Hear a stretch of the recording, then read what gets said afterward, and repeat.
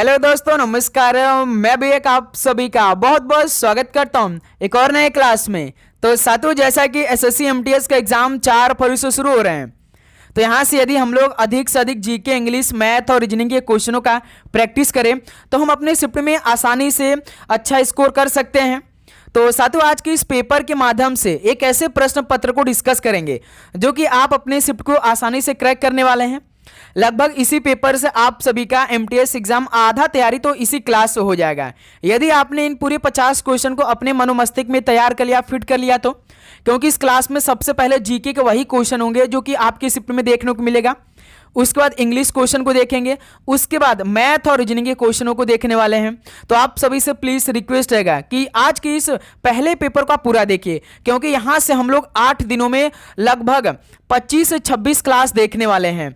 ये तो भाई 4 फरवरी के लिए होगा, लेकिन जिनका एग्जाम 5, 6 और आगामी शिफ्टों में होगा उनके लिए तो क्लास आएगी ही आएगी। लेकिन मेरे दोस्त, ये क्लास आप पूरा देखिएगा, क्योंकि चुन चुनकर आपके लिए इस क्लास में सारे क्वेश्चन को हमने तैयार किया बहुत ही शानदार तरीके से। इस पेपर को बनाने में लगभग 2 दिनों का समय लगा, इसीलिए तो कल क्लास आपकी नहीं आई थी, सुबह और शाम में भी क्लास नहीं आई थी। तो साथियों, आपकी तैयारी पर भारी पड़ने वाला आज का जीके, इंग्लिश, मैथ, रीजनिंग और एसएससी के सभी सवालों पर भी जीके, इंग्लिश, मैथ के रीजनिंग के सवाल आज की इस क्लास में भारी पड़ सकता है। भाई आसानी से आप अपने शिफ्ट को क्रैक कर सकते हैं यदि आज के इस पूरे 50 क्वेश्चन को आप तैयार कर लेते तो। ओके, जितने भी टॉपिक्स हमेशा आपके पेपर और आपकी शिफ्ट में सवाल देखने को मिलेगा, सारे टॉपिक के सवाल आज की इस क्लास में हम देख लेंगे। यानी एक तरह से आपका ये मॉडल पेपर हो सकता है भाई, हूबहू। ठीक है, तो चलिए क्लास को शुरू करते हैं। एक दिन में 3 क्लास होगी अब, क्योंकि एक हफ्ते बाद हमें पेपर देना है भाई। एक सुबह 8 बजे होगी, और एक दोपहर 12 बजे होगी, और एक शाम 7 बजे होगी। तभी हम अपने शिफ्ट में अच्छा स्कोर कर सकते हैं यदि हम लोग अधिक से अधिक क्वेश्चनों का प्रैक्टिस करें तो। ठीक है, तो देखिए आज का पहला प्रश्न आपकी स्क्रीन पर ये रहा। बारदौली सत्याग्रह निम्नलिखित में से किस वर्ष हुआ था? बताएंगे आप सभी। बारदौली सत्याग्रह किस वर्ष में हुआ था? तो ये 1928 में हुआ था। पहले का ऑप्शन है बिल्कुल राइट आंसर है। अगला सवाल को देखिएगा, क्वेश्चन नंबर 2 को। भारत में सुंग वंश के संस्थापक कौन थे? बताएंगे आप सभी। भारत में सुंग वंश के संस्थापक कौन थे? तो पुष्यभूति थे भारत में सुंग वंश के संस्थापक। बी ऑप्शन बिल्कुल राइट आंसर हो जाएंगे। कभी कभी ये सवाल पूछेगा कि सुंग वंश के अंतिम शासक कौन थे, तो कौन थे भाई? देवभूति थे। ये सुंग वंश के अंतिम शासक थे, इसको भी आप ध्यान रखिएगा। अगला सवाल को देखिएगा, क्वेश्चन नंबर 3 को। लोक नृत्य खोरिया का संबंध निम्नलिखित में से किस राज्य से है? बताइए। जो लोक नृत्य खोरिया है, इसका संबंध किस राज्य से है? तो इसका संबंध हरियाणा राज्य से है।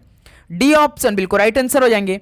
आपको याद रखना है, असम का सबसे पहले बिहू याद रखना है, भोरताल याद रखना है, बागुरुम्बा याद रखना है। उसके बाद महाराष्ट्र के कुछ महत्वपूर्ण नृत्य का नाम याद रखना है, जैसे लावड़ी आपके दिमाग पे होना चाहिए भाई बहुत ही शानदार तरीके से। कोली आपके मनोमस्तिष्क में होना चाहिए मेरे दोस्त।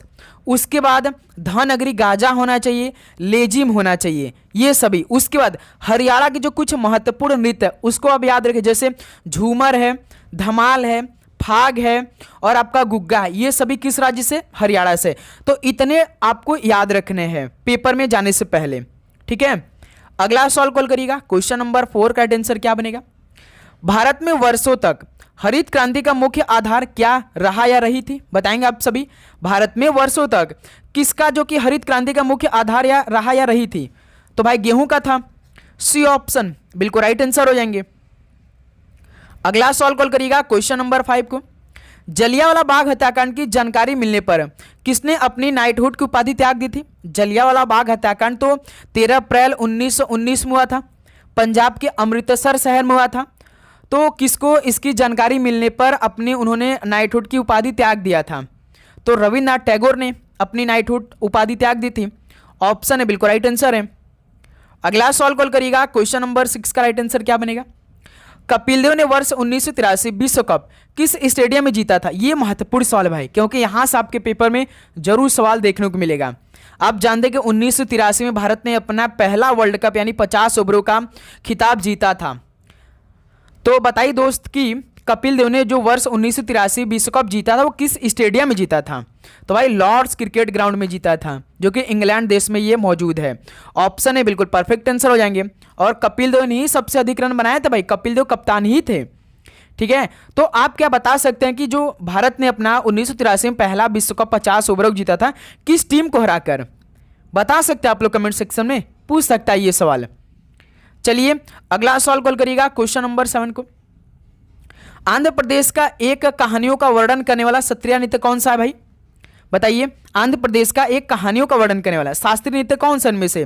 तो कुचिपुड़ी है भाई। बी ऑप्शन बिल्कुल राइट आंसर हो जाएंगे। जैसे सत्रिया ये असम का है, मणिपुरी ये तो मणिपुर का है, कथक कहाँ का भाई? ये उत्तर प्रदेश का है। तो इस सवाल का बी ऑप्शन आपका बिल्कुल परफेक्ट आंसर हो जाएंगे। अगला सवाल कॉल करिएगा, क्वेश्चन नंबर 8 का राइट आंसर क्या बनेगा? भारतीय संविधान के अंतर्गत संपत्ति का अधिकार एक कैसा अधिकार है भाई? सभी बताएंगे। एक तो लीगल राइट है, आर्टिकल 300A में इसे रखा गया भाई।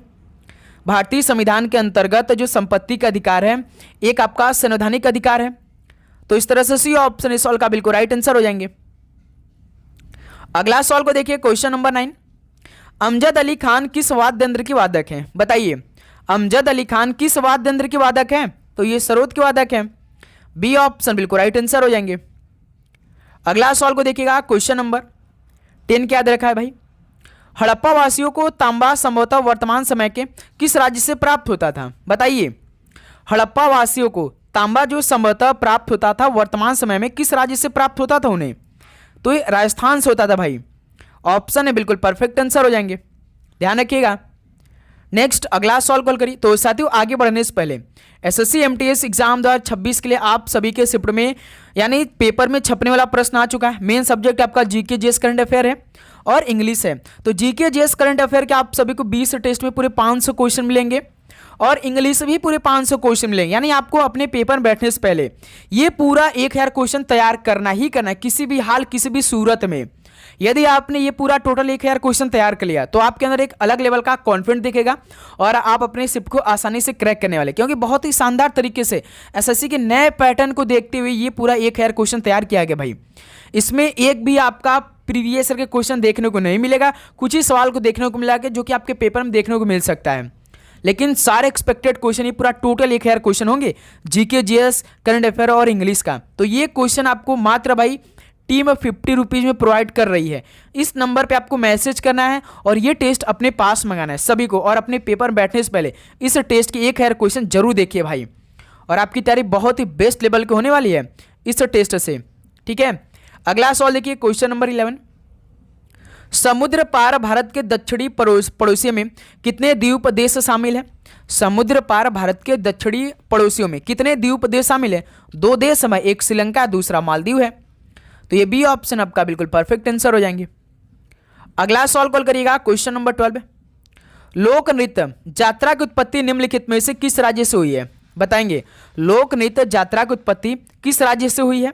तो इसकी उत्पत्ति पश्चिम बंगाल से हुई है, जो कि सी ऑप्शन बिल्कुल परफेक्ट आंसर हो जाएंगे।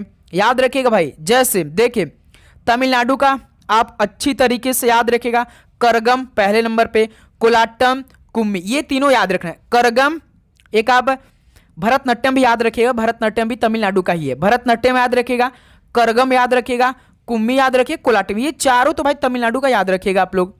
ठीक है, हरियाणा का हमने बताया था भाई, जैसे झूमर बताया था, फाग बताया था, धमाल बताया था, लूर भी याद रखे, खोड़िया भी यही का है, फाग भी यही का है, और पंजाब का भांगड़ा है, गिद्दा है, डफ है, धमाल है, झूमर है, ये सभी पंजाब के याद रखेगा। ठीक है, यहीं से सवाल आपके पेपर में बनने वाले इस बार। अगला सवाल को देखिए, क्वेश्चन नंबर 13 को। बेरोजगारी दर की गणना किसके अनुपात के रूप में की जाती है? बेरोजगारी दर की गणना किसके अनुपात के रूप में की जाती है? बताएंगे आप सभी। तो बेरोजगार श्रमिकों और श्रम बल के अनुपातों के रूप में की जाती है बेरोजगारी दर की गणना। तो इस तरह से डी ऑप्शन बिल्कुल परफेक्ट आंसर हो जाएंगे। अगला सवाल कॉल करिएगा, क्वेश्चन नंबर 14 को। डूरंड कप का संबंध किस खेल से है? पहले तो इसकी स्थापना याद रखिएगा भाई। डूरंड कप का स्थापना आप सभी से पूछ देता भाई, 1888 में हुआ था। ठीक है, तो ये किस खेल में आता है, किस खेल से संबंधित है? सभी बताएंगे डूरंड कप। तो ये फुटबॉल से संबंधित होता है भाई डूरंड कप, जो कि बी ऑप्शन बिल्कुल परफेक्ट आंसर है। अगला सवाल को देखिएगा, क्वेश्चन नंबर 15 को। वराहमिहिर की रचना पंच सिद्धांतिका किस तरह खगोलीय सिद्धांतों संबंधित है? बताइए, वराहमिहिर की रचना पंच सिद्धांतिका कितने खगोलीय सिद्धांतों संबंधित है? तो ये पूरे 5 खगोलीय सिद्धांतों संबंधित है भाई, जो वराहमिहिर की रचना पंच सिद्धांतिका है। नाम भी याद रखिएगा भाई अच्छी तरीके से, जैसे सूर्य है, वशिष्ठ है, पॉलिस है, रोमक है, पितामह है, ये 5 याद रखिएगा भाई। सूर्य, वशिष्ठ, पॉलिश भी है, रोमक भी है और पितामह है। ये पांचों याद रखिएगा आप लोग, ठीक है। तो इस सवाल का ऑप्शन बिल्कुल राइट आंसर है। अगला सवाल को देखिएगा, क्वेश्चन नंबर 16 को। भारत में हरित क्रांति के जनक का निधन किस वर्ष में हुआ था? भारत में जो हरित क्रांति के जनक थे, इनका निधन किस वर्ष में हुआ था बताइए? तो 2023 में ही हुआ था भाई। बी ऑप्शन बिल्कुल राइट आंसर हो जाएंगे। अगला सवाल को देखिएगा, क्वेश्चन नंबर 17 को। जिसका संबंध दक्षिणी भारत के केरल से है, इसका नाम एक पौराणिक मायाविनी स्त्री मोहिनी से लिया गया। मोहिनी आ गया, इसका मतलब कि मोहिनी अट्टम ही होगा भाई, जो कि केरल से संबंधित है। तो ऑप्शन बिल्कुल राइट आंसर हो जाएंगे। अगला सवाल कॉल करिएगा, क्वेश्चन नंबर 18 को। भारत के महान्यायवादी किसके प्रसाद पर्यंत पद पर बने रहते हैं? बताएंगे, सभी बताएंगे। इस सवाल का राइट आंसर, भारत के महान्यायवादी किसके प्रसाद पर्यंत पद पर बने रहते हैं? तो ये भारत के राष्ट्रपति के प्रसाद पर्यंत पद पर बने रहते हैं, भारत के जो महान्यायवादी होते हैं। ऑप्शन ए बिल्कुल परफेक्ट आंसर हो जाएंगे।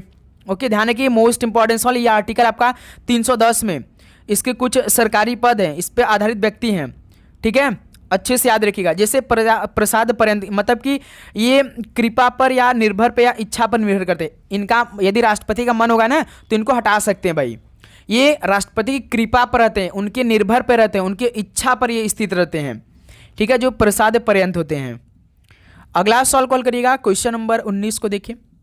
क्षेत्रफल की दृष्टि से भारत विश्व के देशों में कौन सा स्थान है? क्षेत्रफल की दृष्टि से बात करा है भाई, भारत का विश्व के देशों में कौन सा स्थान है? तो 7वें पे नंबर पे भारत भाई, क्षेत्रफल की दृष्टि से। डी ऑप्शन बिल्कुल राइट आंसर है। अगला सवाल को देखिए, क्वेश्चन नंबर 20। निम्नलिखित में से कौन सा त्योहार अरुणाचल प्रदेश की खामिड्स जनजाति द्वारा मनाया जाता है? बताइए, मोपिन ये अरुणाचल प्रदेश का भाई, सांगकेन, सांगकेन ही आपका ये भाई, जो कि अरुणाचल प्रदेश की खामटीस जनजाति द्वारा मनाया जाता है। बी ऑप्शन राइट आंसर है। रह कहाँ का है भाई? ये अरुणाचल प्रदेश का रह जो है, तमिलनाडु भी अरुणाचल प्रदेश का है। देखिए, मोपिन, रह या रे भी कहीं कहीं लिखा रहता है, तमिलनाडु, ये तीनों भाई अरुणाचल प्रदेश के हैं, ठीक है, ध्यान रखिएगा आप लोग। अगला सवाल को देखिए, क्वेश्चन नंबर 21 को। भारत में प्रथम स्वतंत्रता संग्राम निम्नलिखित में से किस वर्ष में हुआ था? तो साथियों, आप सभी को भारत में प्रथम के जितने भी सवाल हैं आपको तैयार करना है कि भारत के पहले लोकपाल कौन थे, भारत के प्रथम उपराष्ट्रपति, प्रधानमंत्री, ये सभी अच्छे से डिटेल में याद रखिए, डिटेल में जाएगा आप लोग। तो भारत में प्रथम स्वतंत्रता संग्राम किस वर्ष हुआ था? तो ये 1857 में हुआ था। डी ऑप्शन राइट आंसर है। अगला सवाल कॉल करिए, क्वेश्चन नंबर 22। प्रौद्योगिकी की दृष्टि से प्रागैतिहासिक काल को कितने युगों में बांटा गया है? पाषाण युग, कांस्य युग और लौह युग, यानी पूरा पाषाण, मध्य, नवपाषाण। यानी प्रौद्योगिकी की दृष्टि से प्रागैतिहासिक काल को कितने युगों में बांटा गया है? तो 3 युगों में बांटा गया है। सी ऑप्शन राइट आंसर है। अगला सवाल को देखिएगा, क्वेश्चन नंबर 23 का राइट आंसर क्या बनेगा? भारत की पहली पंचवर्षीय योजना के बाद उसके बाद की 2 क्रमागत पंचवर्षीय योजना किस वर्ष तक तैयार की गई थी? भारत की जो पहली पंचवर्षीय योजना थी, जो कि 1951 में स्टार्ट हुई थी, 56 में समाप्त हुई थी, तो उसके बाद की जो क्रमागत पंचवर्षीय योजना थी, इसको कितने वर्ष तक तैयार की गई थी? बताएंगे आप सभी। तो वर्ष 1965 तक तैयार की गई थी भाई। डी ऑप्शन बिल्कुल परफेक्ट आंसर हो जाएंगे। अगला सवाल को देखिए, क्वेश्चन नंबर 24। सोनल मानसिंह का संबंध मुख्य रूप से किस नृत्य शैली से? ये इंपॉर्टेंट सवाल आपकी शिफ्ट के लिए होंगे भाई। सोनल मानसिंह का संबंध मुख्य रूप से किस नृत्य शैली से है? तो इनका संबंध ओडिसी से और भरतनाट्यम से है। डी ऑप्शन बिल्कुल राइट आंसर हो जाएंगे। अगला सवाल कॉल करिएगा, क्वेश्चन नंबर 25 का राइट आंसर क्या बनेगा? ब्रह्मोत्सवम पर्व ऐतिहासिक रूप से निम्नलिखित में से किस राज्य का मूल पर्व है? बताइए, ब्रह्मोत्सवम पर्व जो है ऐतिहासिक रूप से ये किस राज्य का मूल पर्व है? तो ये आंध्र प्रदेश का मूल पर्व है जो ब्रह्मोत्सवम पर्व है। सी ऑप्शन राइट आंसर है। ओके, अगला सवाल को देखिएगा, क्वेश्चन नंबर 26। निम्नलिखित में से कौन सी नृत्य शैली देवदासियों द्वारा जीवित रखी गई है? तो साथियों, इनमें से कौन सी नृत्य शैली है जो कि देवदासियों द्वारा जीवित रखी गई है? बताएंगे आप सभी। तो भरतनाट्यम को भाई। डी ऑप्शन बिल्कुल परफेक्ट आंसर हो जाएंगे। ये इंपॉर्टेंट सवाल बनेंगे आपके शिफ्ट के लिए भी भाई, ध्यान रखिएगा। अगला सवाल को देखिएगा, क्वेश्चन नंबर 27 का राइट आंसर। तो यहाँ से अब हम लोग इंग्लिश के बेहतरीन तरीके से हर एक क्वेश्चन को डिस्कस करने वाले। इंग्लिश का एक भी क्वेश्चन आप स्किप नहीं करेंगे भाई। Select the incorrectly spelled word. 3 सवाल इनकरेक्टली के आप सभी से पूछेंगे। जैसे 4 ऑप्शन देगा, इनमें से 3 का स्पेलिंग ठीक है लेकिन एक का स्पेलिंग गलत है, वही बताइए। पहला ऑप्शन देखिए क्या दिया, वोसिफेरस। वोसिफेरस ये पहला ही स्पेलिंग गलत दिया है। इसका जो सही स्पेलिंग होता है वो क्या होता है? VOCI, VOCIFEROUS। ओसीफेरस का मतलब क्या होता है? मुखर होता है। क्या होता है भाई? मुखर होता है, मुखर होता है। और इसका वाला कोल्हापुर होता है भी भाई। फिर उसका एफ्लिक्शन का मतलब क्या होता है? वेदना होता है, आपका पालना होता है, दुख होता है, मातन जो होता है एप्लीकेशन बोलते हैं। एपिस्कोपल का मतलब क्या होता है? एपिस्कोपल एडजेक्टिव ये बिशप होता है। क्या होता है भाई? बिशप होता है, संबंधी होता है। उसके बाद इनोक्यूअस का मतलब क्या होता है? अहानिकार होता है, सरल होता है भाई। ठीक है, तो इस सवाल का पहला ऑप्शन आपका बिल्कुल राइट आंसर बनेगा। नेक्स्ट अगला सवाल कॉल करिएगा, क्वेश्चन नंबर 28 का right answer. Select the incorrectly spelled word. एक और सवाल भाई बताएंगे आप सभी, क्या बनेगा बिल्कुल परफेक्ट आंसर। जैसे मनीपुलेट का मतलब क्या होता है? मनीपुलेट मतलब कि हेर फेर करना। क्या होता है भाई? हेर फेर करना होता है मनीपुलेट, और या अपने पक्ष से प्रभावित करना होता है भाई। उसका पॉस्टुलेट का मतलब क्या होता है? सही मानना, स्वीकारना। पॉस्टुलेट का मतलब क्या होता है भाई? सही मानना होता है। अब स्टुपुलेट का मतलब क्या होता है? लेकिन स्पेलिंग गलत दिया है भाई। अनुबंध करना, नियंत्रित करना, नियंत्र करना, उसको हम क्या बोलेंगे? स्टुपुलेट बोलेंगे। लेकिन इसका स्पेलिंग STIPULATE होता है, केवल इतना स्पेलिंग होता है। लेकिन इसमें देखिए डबल पी रखा है, तो यही क्या है? इनकरेक्ट है। तो सी ऑप्शन राइट आंसर हो जाएंगे। कैलकुलेट मतलब क्या होता है? गणना करना होता है। अगला सवाल को देखिएगा, क्वेश्चन नंबर 29 का राइट आंसर क्या बनेगा? Select the most appropriate antonym of emulate. विलोम शब्द बताइए एमुलेट का, सब बताएंगे। इमुलेट का मतलब क्या होता है? अनुकरण करना होता है। क्या होता है भाई? अनुकरण करना होता है। ठीक है, तो इसका उल्टा क्या बनेगा भाई? या आप बोल सकते हैं कि अनुकरण करना या समकक्ष होने की चेष्टा भी करना होता है। समकक्ष होने की चेष्टा करना भी होता है एमुलेट का मतलब। ठीक है, रिस्पेक्ट ये हो सकता है, नहीं हो सकता भाई। रिस्पेक्ट किसी का आदर करना ये तो नहीं होगा भाई, इसका उल्टा नेग्लेक्ट हो जाएगा भाई। नेग्लेक्ट यानी अपेक्षा करना, भूल जाना, नेग्लेक्ट करना भाई। बी ऑप्शन इस साल का बिल्कुल परफेक्ट आंसर बनेगा। और स्पॉइल्ड मतलब क्या करना? बेकार कर देना। स्पॉइल्ड मतलब क्या होता है भाई? बेकार कर देना होता है। ठीक है, बहस का मतलब क्या? जोर से टकरा जाना। बहस का मतलब है जोर से टकरा जाना, तीखी निंदा करना होता है। ठीक है, अगला सॉल्व कॉल करिए क्वेश्चन नंबर 30 को। Select the option that can be used as a one word substitute of for the given group of word. यानी अनेक शब्दों के लिए एक शब्द आपको बताना है। One who does a thing for pleasure and not as a profession. वह व्यक्ति जो किसी काम को पेशे के रूप में नहीं बल्कि आनंद के लिए करता है। वह व्यक्ति यानी आप ही हैं, किसी काम को पेशे के रूप में नहीं करें बल्कि आप आनंद के लिए काम करें, आपका इसे काम भी में मन लगेगा भाई। तो उसके लिए एक शब्द क्या बोलेंगे? परफॉर्मर, प्रदर्शक बोलेंगे? नहीं, अमेच्योर बोलेंगे भाई। क्या बोलेंगे? अमेच्योर बोलेंगे। ठीक है, इस सवाल का बी ऑप्शन आपका परफेक्ट आंसर बनेगा। प्रोफेशनल का मतलब क्या होता है? पेशेवर जो हमारा होता है, पेशेवर समझो हम काम करते हैं। एस्थेटिक का मतलब होता है तपस्वी, आत्मसंयमी जो होता है। एस्थेटिक का मतलब है तपस्वी। तो इस सवाल का बी ऑप्शन राइट आंसर बनेगा। अगला सवाल कॉल करिए question number 31। Select the incorrectly spelled word. बताइए इनमें से कौन सा इनकरेक्ट है भाई? पहला ही ऑप्शन हमें गलत दिखाई दे रहा है भाई। एबसीशन का मतलब क्या होता है? स्पेलिंग मिलाइए आप, ABSCI, ABSCI डबल SION, यही स्पेलिंग है क्या भाई? AB यस होता है, लेकिन यहाँ पे देखिए ए बी के बाद यस मिस कर दिया है भाई। ए बी यस होता है, यही क्या है आपका? इनकरेक्ट है। इसके माने क्या होता है? अपछेदन होता है। क्या होता है भाई? अपछेदन होता है, ध्यान रखिएगा। अबस्ट्रस का मतलब, अबस्ट्रस का मतलब क्या होता है भाई? जो जटिल होता है, जो गुण होता है जटिल होता है। ठीक है, और इन सीजन मतलब कर्तन, जो चीरा, जो कर्तन होता है, काटा हुआ जो चीज कर्तन टाइप का होता है ना, उसको हम बोलते हैं। ठीक है, ध्यान रखिएगा। तो इस सवाल का पहला ऑप्शन आपका इनकरेक्ट स्पेलिंग वाला वर्ड दे रखा है। अगला सवाल कॉल करिएगा question number 32। Select the most appropriate antonym of the given word. Dull का बताइए विलोम शब्द क्या बनेगा? डल का मतलब क्या होता है भाई? फीका, फीका हो जाएगा। क्या हो जाएगा भाई? फीका हो जाएगा डल का मतलब। और अरुचिकर भी बोलेंगे भाई। क्या बोलेंगे? अरुचिकर भी बोलेंगे। तो इसका विलोम शब्द क्या बनेगा? कलर्ड। कलर्ड मतलब क्या होता है? ये होगा? नहीं होगा भाई, ब्राइट हो जाएगा भाई, चमकदार हो जाएगा। फीका का उल्टा क्या होगा, चमकदार होगा, ब्राइट होगा। क्लेवर मतलब क्या होता है, चतुर, जो चतुर व्यक्ति होते हैं उसमें क्या होता है, क्लेवर बैटिंग, यानी जो चालाक होते हैं भाई। यूथफुल भी नहीं होगा, यानी इस सवाल का बी ऑप्शन आपका परफेक्ट आंसर होगा। डल का एंटोनिम ब्राइट हो जाएगा। ठीक है, अगला सवाल को देखिएगा, क्वेश्चन नंबर 33 का right answer, a place for storage of arm and ammunition, इसके लिए एक शब्द, हथियारों और गोला बारूद के भंडारण के लिए एक स्थान क्या होगा। A place for storage of arm and ammunition, यानी हथियारों और गोला बारूद के जो भंडारण होते हैं उसके लिए एक स्थान को क्या बोलेंगे। वार्डरोब का मतलब क्या होता है, जो हमारे घरों में अलमारी होता है। क्या होता है भाई हमारे घरों में, अलमारी जो होता है। ठीक है, वेयर हाउस का मतलब क्या होता है भाई, गोदाम होता है, भंडार घर होता है। ग्रैनरी का मतलब याद रखिएगा, जो अन्नागार होता है, जो अन्न रखने वाला घर होता है उसे हम अन्नागार बोलते हैं। अर्सेनल का मतलब जो शास्त्रागार, ठीक है, यानी यही आपका डी आंसर होगा, यानी शस्त्रागार। आयुधशाला बोलेंगे भाई, यानी इस सवाल का डी ऑप्शन आपका राइट आंसर बनेगा।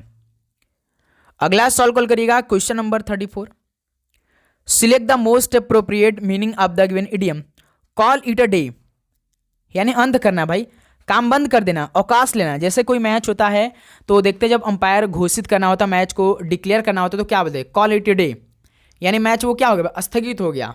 तो इस मुहावरे का अर्थ क्या बने, यानी स्टॉप वर्किंग ऑन समथिंग, यानी काम बंद हो जाएगा भाई। डी ऑप्शन बिल्कुल परफेक्ट आंसर हो जाएंगे भाई। लास्ट में स्कोर करिएगा और आप चैनल को जरूर सब्सक्राइब करिएगा, प्लस एग्जाम डेट आप जरूर बताइएगा, क्योंकि आपके लिए भाई पूरे पेपर का सोल्यूशन करवाना जब तक कि आपका एग्जाम समाप्त नहीं हो जाएगा।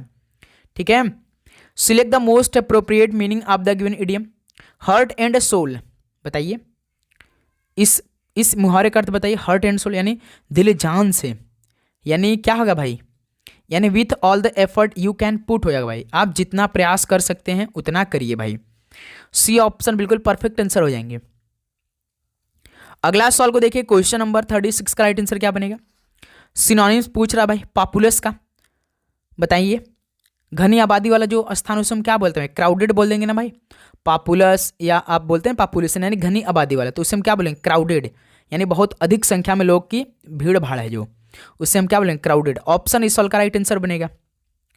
नेक्स्ट अगला सवाल को देखिएगा, क्वेश्चन नंबर 37 को, select the most appropriate synonyms of the reluctant. Reluctant का मतलब जो अनुच्छिक होता है, क्या होता है, जो अनिच्छुक होता है। ठीक है, तो इसका समान वाला शब्द क्या बने, डेफिनेट मतलब क्या होता है भाई, हेजिटेंट होगा भाई, नहीं हो जाएगा भाई। हेजिटेंट हो सकता है भाई, हेजिटेंट मतलब दुविधा में पड़ा हुआ है, यानी अनुच्छुक है, यानी हेजिटेंट हो जाएगा। इस सवाल का बी ऑप्शन आपका परफेक्ट आंसर बनेगा। कॉन्फिडेंट तो होगा नहीं।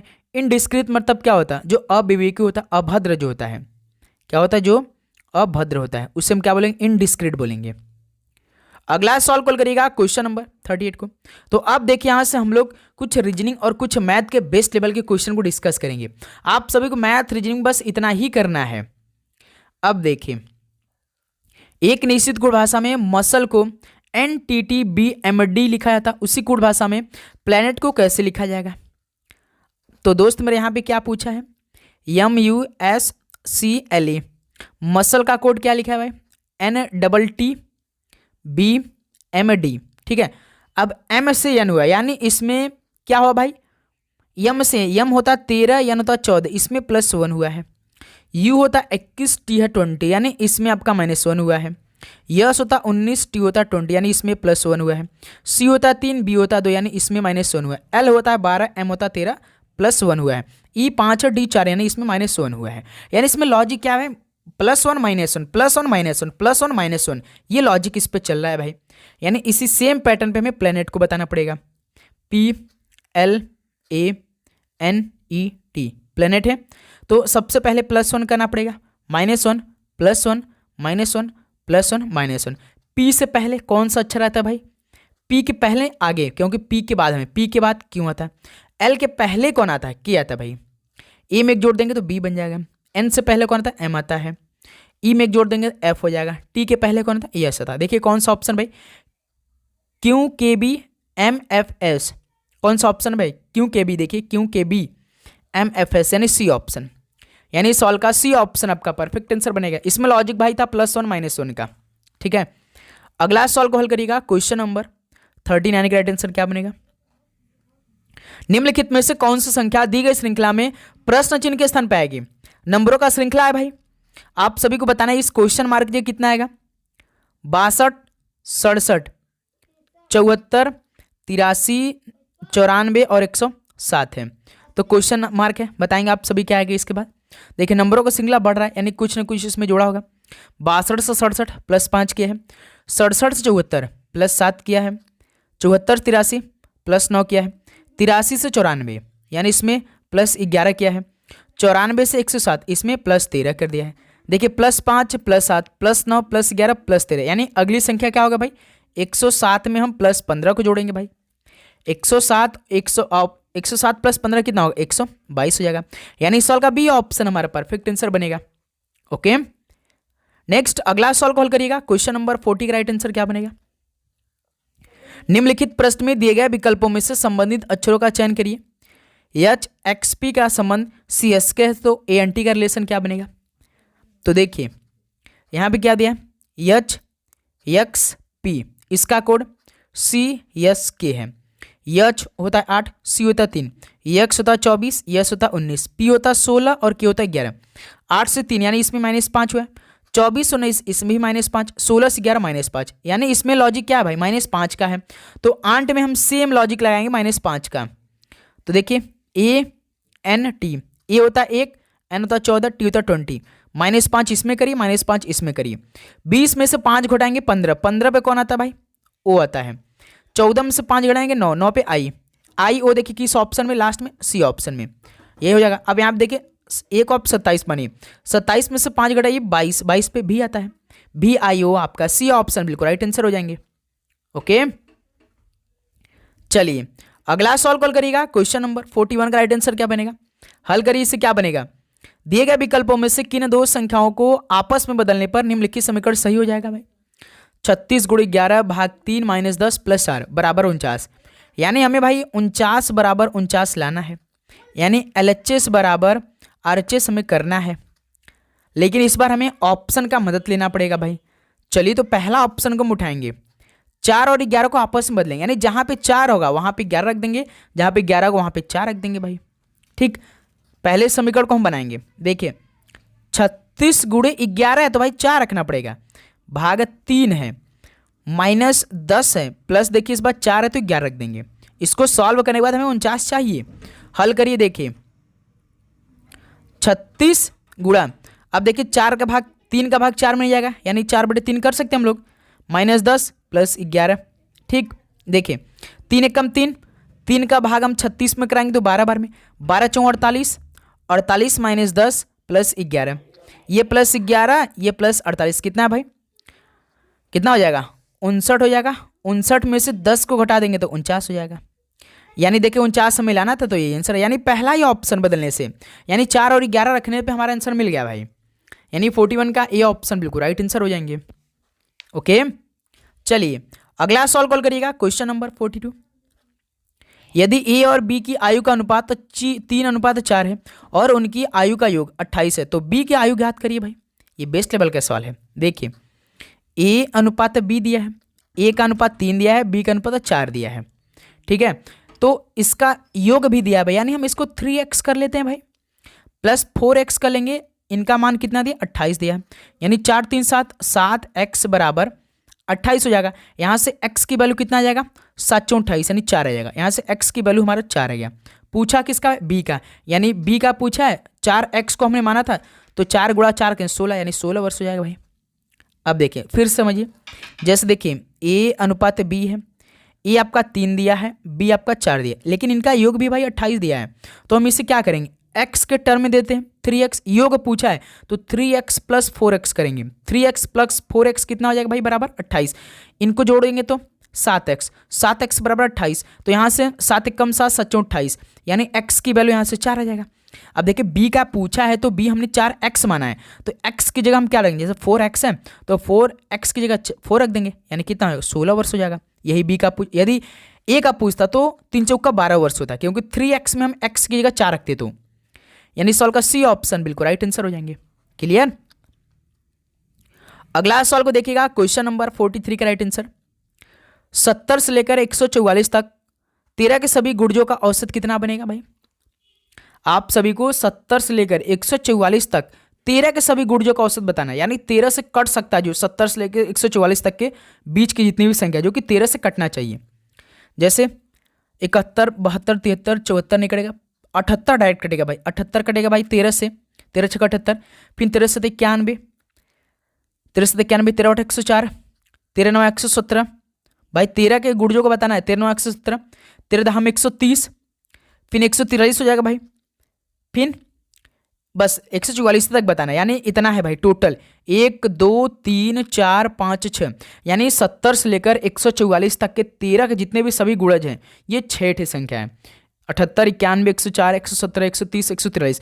औसत कैसे निकालते हैं? सबसे पहले इन सभी संख्याओं को हमें जोड़ना पड़ेगा भाई, इनको जोड़ेंगे कितना आएगा भाई?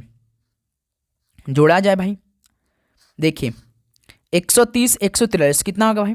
200 आपका 73 हो जाएगा, 273 117 कितना हो जाएगा? 390 हो जाएगा भाई, 390 104 494 हो जाएगा, 494 प्लस 78 प्लस 91।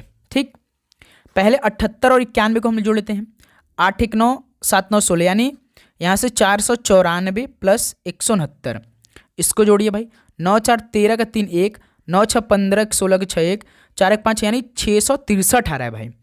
तो अब हमें 663 में टोटल संख्या 6 तो इसे भाग कराना पड़ेगा, यही आएगा भाई 70 से लेकर 144 तक के जितने भी सभी 13 गुणज हैं, योग इनका 663 आ रहा है, औसत 6 से भाग करेंगे, टोटल संख्या से भाग होता है भाई, तो भाग करें कितना आएगा? तो पहले तो 6 का भाग 66 में देंगे तो 11 बार में, तो 0 बढ़ जाएगा भाई, यानी 110 आपका समथिंग आएगा, यानी इस सवाल का बी ऑप्शन नहीं 110.5 आंसर आएगा भाई। ठीक है, तो बिल्कुल उम्मीद करूँ ये भी सवाल आप सभी को समझ में आ चुका होगा। ओके, चलिए अगला सवाल कॉल करिए, क्वेश्चन नंबर 44 को। 3 संख्याओं का अनुपात 9:8:7 है, यदि तीनों संख्याओं का योग भाई 480 दिया है, तो चुपचाप मार के कुछ करना नहीं, जैसे 3 संख्या, जैसे पहली संख्या, दूसरी संख्या और तीसरी संख्या। तीसरी संख्या दिया है तो पहली संख्या आप 9x बना लीजिए, दूसरी संख्या को 8x बना लीजिए, तीसरी संख्या को 7x, इनका योग भाई 480 दिया है, यानी इनको हम सबसे पहले जोड़ लेंगे, 9 8 17, 17 7 24x, यानी 24x बराबर 480, तो x की वैल्यू यहाँ से 480 बटे में 24 हो जाएगा भाई, यानी यहाँ से x की वैल्यू हमारा 24 दिन नहीं 20 आ जाएगा। तो तीनों संख्याओं में सबसे बड़ी संख्या 9x है भाई। अब तो x की जगह हम 20 को रखेंगे, यानी 9 गुणा 20 हो जाएगा भाई, 20 9 180 हमारा आंसर होगा। देखिए दिया होगा ऑप्शन, पहला ऑप्शन, क्लियर।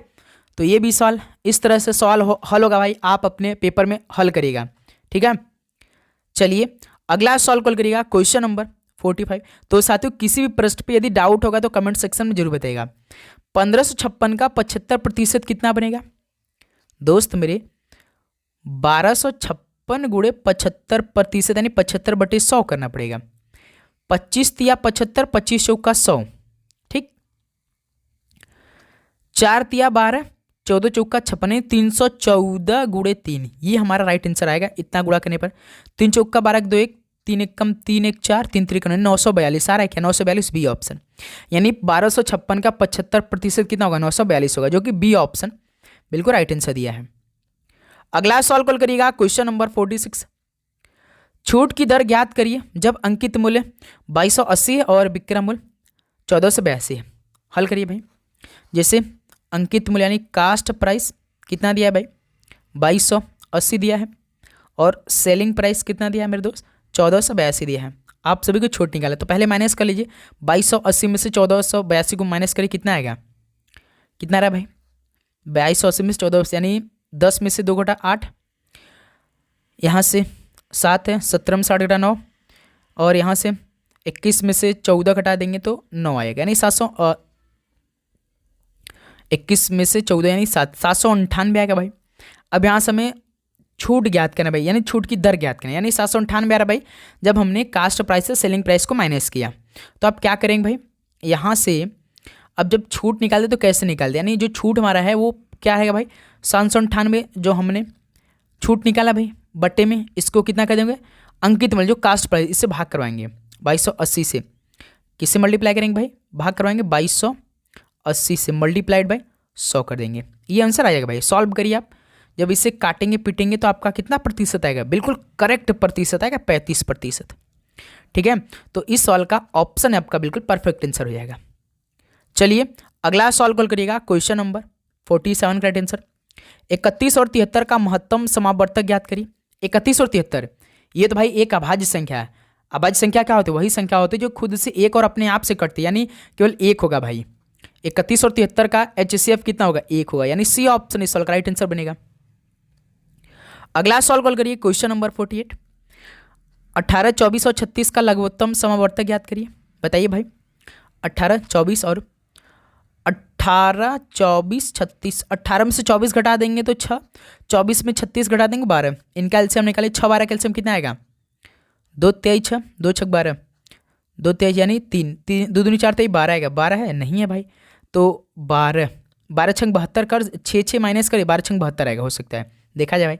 पूरे के यदि हम निकालेंगे तो 18, 24, 36 इसका एलसीएम निकालना है ना, 2 9 18, 12 2 24, 18 2 36, 9 2 6 12, 2 9 18, 9 2 23 6, 9 3 सब जाएगा भाई, 3 3 का 9, 3 कम 3 3 एक बार में 3 बार में। देखिए 2 2 4, 2 8 3 का 24 3 72, हमने कहा था ना 72 आएगा, तो इस सवाल का सी ऑप्शन बिल्कुल परफेक्ट आंसर हो जाएंगे।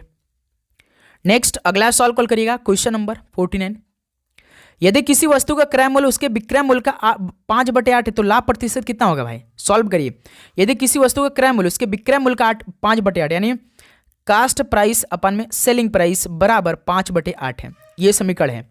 यदि किसी वस्तु का क्रय मूल्य उसके विक्रय मूल्य का 5/8 यानी कास्ट प्राइस अपन सेलिंग प्राइस बराबर 5/8 दिया है, यानी कोई सामान 5 का है आप उसे 8 में बेच रहे हैं, यानी 3 आपको यहाँ पे प्रॉफिट हो रहा है, किससे होगा, 5 से होगा, मल्टीप्लाइड बाई 100 हो जाएगा। 5 1 5, 20 5 100, 20 23 60% का यहाँ पे भाई लाभ होगा हमें, जो कि बी ऑप्शन परफेक्ट आंसर होगा। भाई यदि किसी वस्तु का क्रय मूल्य उसके विक्रय मूल्य का 5/8 है तो लाभ प्रतिशत कितना होगा, यानी कास्ट प्राइस 5 है, सेलिंग प्राइस 8, यानी कोई सामान आप 5 का खरीद रहे हैं 8 में बेच रहे हैं, तो आपको यहाँ पे 3 का प्रॉफिट होगा, किससे होगा, 5 का होगा, यानी 3/5 × 100 यानी 60% तक लाभ हो जाएगा। चलिए भाई लास्ट सवाल आपके लिए होमवर्क रहेगा।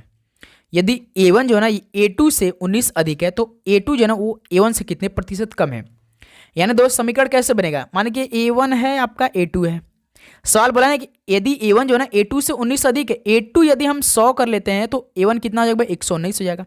बता दीजिए कि A2 है जो A1 से कितना कम है, कमेंट सेक्शन बता दिए। 19 कम, लेकिन प्रतिशत के टर्म में आपको बताना है भाई, कमेंट सेक्शन बता दीजिए आप लोग।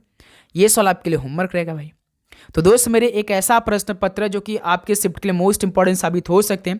पूरे 50 क्वेश्चन बहुत ही शानदार तरीके से कंप्लीट हुआ है, बताएंगे आप सभी। तो आप सभी का कितना स्कोर आज के सेशन से, तो उम्मीद करूंगा आपको हर एक क्वेश्चन अच्छी तरीके से समझ में आएगा। यदि किसी भी प्रश्न पे आपको डाउट है तो भाई कमेंट सेक्शन में जरूर बताइएगा। 12 बजे फिर मिलेंगे एक नए क्लास के साथ, तो आप चैनल को जरूर सब्सक्राइब करिएगा, नोटिफिकेशन को ऑन करिएगा, ठीक है।